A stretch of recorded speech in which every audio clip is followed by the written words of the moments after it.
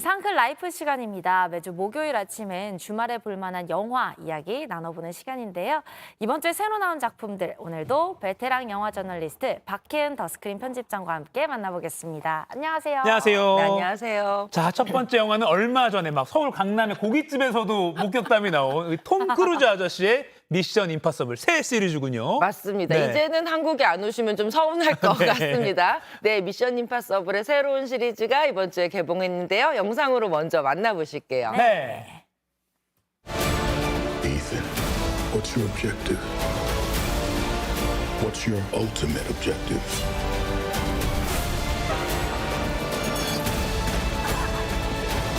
Your life will always matter more to me than my own.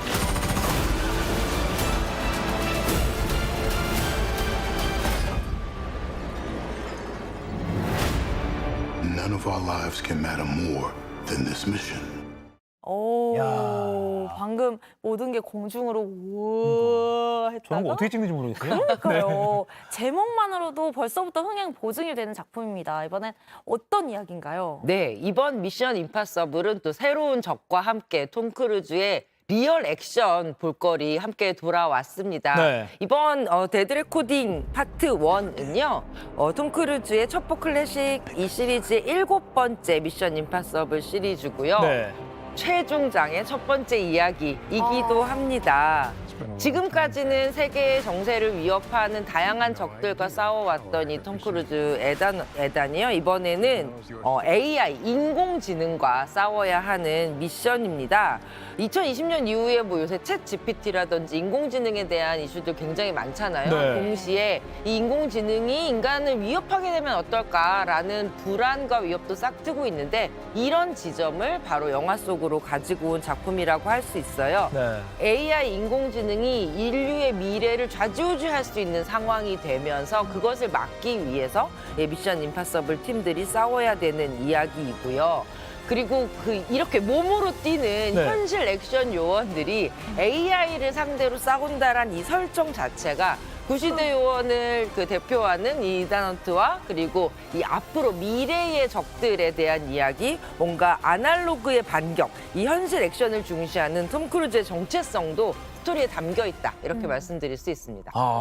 미션 임파서블 데드 레코닝 파트 1 이름이 좀 어렵긴 한데 근데 이게 미션 임파서블이 사실 이게 톰 크루즈한테 미션 임파서블이다. 그러니까 매번 엄청난 그 스턴트 연기를 막 절벽 뛰어내고 이런 거를 톰 크루즈 배우가 직접 한다. 촬영 과정 자체가 미션 임파서블이다. 맞습니다. 이번에도 네, 오죽하면 팬들이 우리 톰 형 자연사 하셨으면 좋겠다고 할 정도로 아이고. 정말 목숨을 건 액션을 네. 보여주는데요. 이번 영화에도 마찬가지입니다. 어. 그리고 그것 때문에 이 작품을 큰 스크린에서 꼭 봐야겠다라는 생각을 또 하게 만들 것 같아요. 네. 이번에도 엄청난 액션들이 있는데요. CG 없는 실제 촬영 액션 보여드리겠습니다. 네. 네.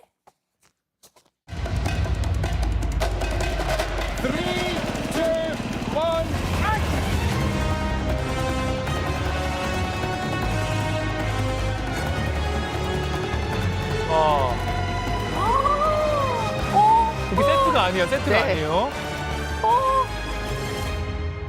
어머, 지금 진짜 떨어진 거예요? 네네네. 지금 감독 등에서 땀이 흐르는 소리가 들리는 것 같습니다. 왜 그냥 계속 떨어지죠? 아, 낙하산. 낙하산이 펴졌죠. 와. 네, 이 노르웨이 트롤의 벽이라는 이곳에 직접 저렇게 도약대를 만들어서 톰 크루즈가 자전거를 타고 뛰어내리는 장면을 실제로 찍었습니다. 이 톰 크루즈의 이 치명적인 부상을 입으면 이 시리즈 자체를 찍을 수가 없잖아요. 네. 이 장면을 영화의 첫날 찍었답니다. 그래서 혹시나 생길 불상사를 진짜요? 대비해서 자체가 무산될까 봐 그 정도면 정말 톰 크루즈뿐만 아니라 이 감독의 등골에도 네. 땀이 흐를 것 같은데요.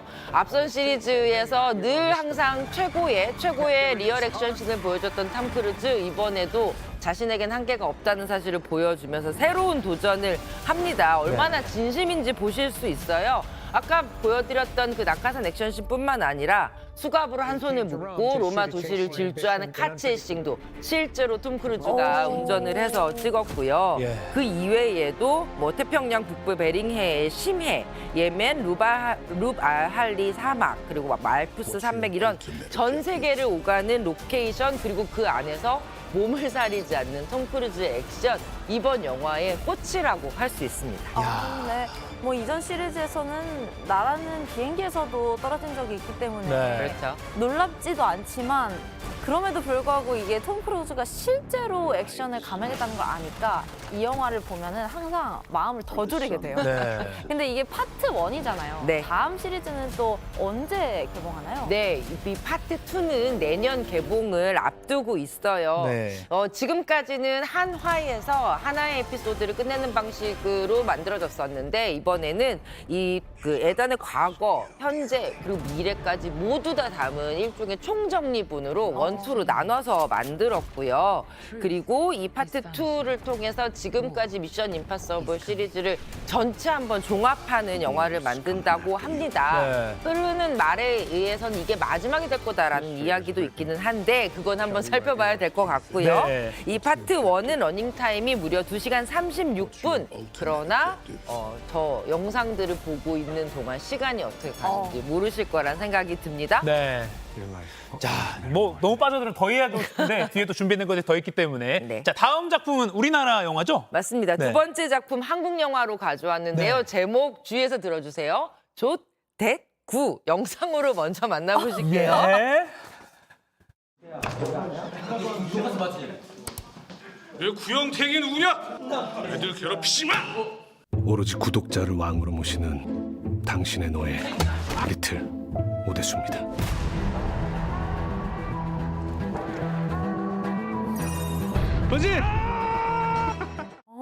네. 조떼꾸. 네. 발음 정말 주의하셔야겠어요. 여기 이거 참고하세요. 예. 네네네. 근데 뭐 익숙하실 것 같아요. 왜냐면 유튜버들이 많이 이야기하잖아요. 맞아요. 좋아요, 댓글, 구독. 뭐 요새는 알람까지. 네. 예, 이 작품에서는 좋아요, 댓글, 구독을 원하는 유튜버의 이야기입니다. 네. 그런데 좀 비주얼이 심상치 않죠. 이 비주얼 바로 정말 전 세계적으로 유명한 영화 올드보이에서 오대수 아역을 맡았었던 배우 오태경 배우가 주인공이고요. 아. 영화의 설정도 그 이야기를 가지고 옵니다. 과거에 그렇게 훌륭한 영화에 출연을 했지만 지금은 작품을 찾기 어려운 이 오태경 배우가 유튜버로 활동을 해요. 네. 그리고 사람들이 자신에게 부탁을 하면 그 부탁을 들어주는 영상을 찍는데 어느 날 한 구독자가 꽤 큰 후원금을 내면서 저렇게 피켓을 들고 있는 아무것도 하지 않았다라고 하는 이 사람의 사연을 알려달라고 합니다. 그 사연을 파게 되면서 이제 그 뒤에 숨겨져 있던 이야기들이 나오고 이 유튜브가 소위 말해 떡상하기 시작을 하는 거죠. 그런데 이 뒤에 또 다른 이야기들이 이어지면서 당신 이거 가짜로 짜고 만든 거 아니야? 라고 하면서 다시 한번 폭락. 이 과정 속에서 겪게 되는 이야기를 담고 있는 현실과 영화의 그 중간쯤 어디에 있는 굉장히 흥미로운 수작입니다. 아, 이게 뭐 반전도 담겨 있다 그러고요. 기대 안 했는데 엄청 재밌다 이런 평이 있던데요. 네, 그래요? 맞습니다. 이번에 부천 판타스틱 국제영화제에서도 네. 출품되어 있던 작품인데요.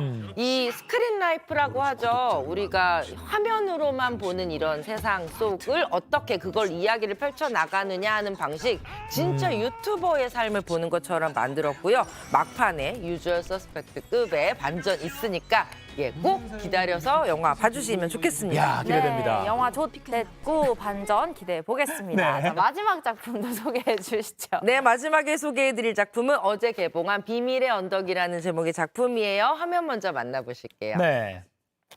부모님 직업은 어떻게 되죠? 평범한 가정주부세요. 어제 우리 엄마가 너네 가서 봤대. 아니면 어쩔래? 내가 아니라는 증거 되면 어쩔 거냐고. 주제가 가족인데 어떤 솔직한 마음을 썼어? 아무도 모르는 얘기.